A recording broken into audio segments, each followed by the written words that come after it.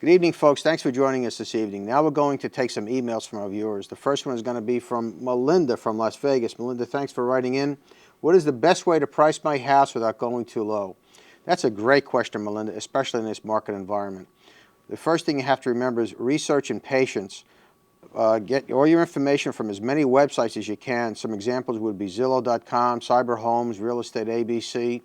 And get as much information as far as comparable sales in your area. And you should also then contact at least 5 real estate agents. You don't want to limit yourself to 3, which was the old rule of thumb.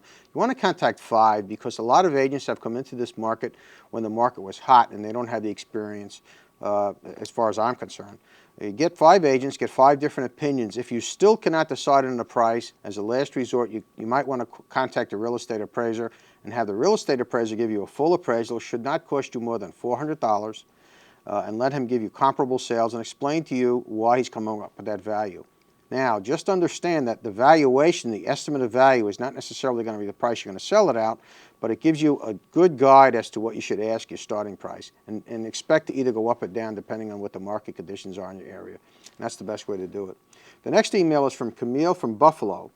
How important is doing repairs and preparing my house to show? Can I give the buyer a credit or just reduce the price? This is another excellent question, Camille. Thanks for writing. House repairs, depending on if they're aesthetic or not, if you know that there's a problem and you live in a disclosure state, you must disclose any repairs to your buyer at some point. So you might as well just get them fixed. Giving them a credit may not be the answer, because if they see something right out as soon as they look at the house, then they're going to question whether or not you took care of the house and there's other maintenance issues. If you have a torn carpet or worn flooring or some kind of a situation with tile in the bathroom, I suggest you get that fixed as soon as possible before you even show the property. This way you're inviting the buyer into the house. You're not scaring them away with repair situations. The next email is from John from Maryland. We're going to contract on a bank foreclosure. The bank told us that the property is sold as is. They said we can have it inspected within 10 days. But they will not fix anything since it is sold as is. My brother, who is familiar with home repairs, looked at the house and he said it was okay. Should we waste our money on an inspection? Absolutely, you have to get an inspection. Because the foreclosed properties are staying on the market for at least a month or 2 vacant, we're now running into environmental issues as far as pest control, as far as mold issues, and it's very important that you get these houses thoroughly inspected, and you have to make sure that all the outlets are working, and a certified home inspector will come in and check everything in that property. They will check every outlet, check every window, make sure that it's structurally sound.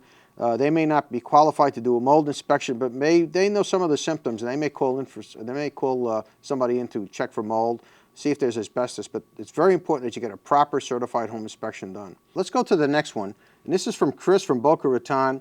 What is title insurance, and why should I buy it? It seems like a waste of money. Chris, title insurance is not a waste of money. I can tell you many stories where title claims had to go in after the property was bought, but most importantly, a title insurance company is going to do what they call a title search. And they will search your title to make sure that the property is free of any liens and encumbrances and encroachments. And that's extremely important, because when you buy the property, you want it to be yours and you want it to be clear of any liens. The latest thing that's happening now with this foreclosure environment is that mechanics are putting scam liens on there where they time it perfectly, where they will try and bypass the title insurance or title search, then you get stuck with the lien after you buy the property. So title insurance, which is very nominal in cost, maybe $300 to $400 depending on the price of the house, is extremely important. Thanks. That's a really helpful question. Thanks again, Chris, for sending that question in.